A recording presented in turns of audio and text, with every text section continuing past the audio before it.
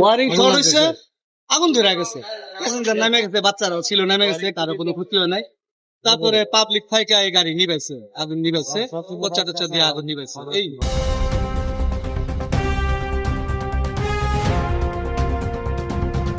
একুশে বাংলা টেলিভিশনে আপনাদের স্বাগত। নরসিংদীর রায়পুরা উপজেলার খানাবাড়ি এলাকায় চলন্ত অবস্থায় একটি সিএনজি চালিত অটোরিকশায় অগ্নিকাণ্ডের ঘটনা ঘটেছে।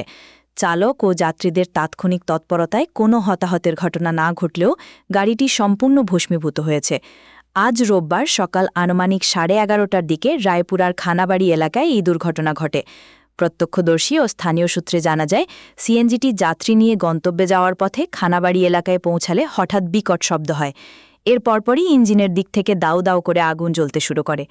আগুন লাগার সাথে সাথেই চালক গাড়িটি থামিয়ে দেন এবং যাত্রীরা দ্রুত নেমে নিরাপদ দূরত্বে সরে যান। ফলে বড় ধরনের কোনো প্রাণহানি বা আহত হওয়ার ঘটনা ঘটেনি।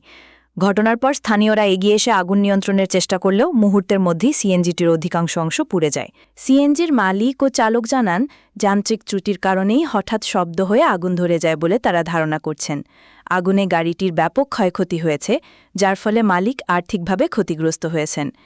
গাড়িটি চলন্ত অবস্থায় হঠাৎ বিকট শব্দ করে আগুন ধরে যায়। আমরা দ্রুত নামতে পারায় বেঁচে গেছি, তবে গাড়িটি রক্ষা করা যায়নি। এই ঘটনায় এলাকায় কিছু সময়ের জন্য আতঙ্ক ছড়িয়ে পড়ে। খবর পেয়ে স্থানীয়রা স্বস্তি প্রকাশ করেছেন যে কোনো প্রাণহানি ঘটেনি। প্রাথমিকভাবে কারিগরি ত্রুটি বা শর্ট সার্কিটকে আগুনের মূল কারণ হিসাবে চিহ্নিত করা হচ্ছে। রিপোর্ট মোহাম্মদ হাবিবুর রহমান।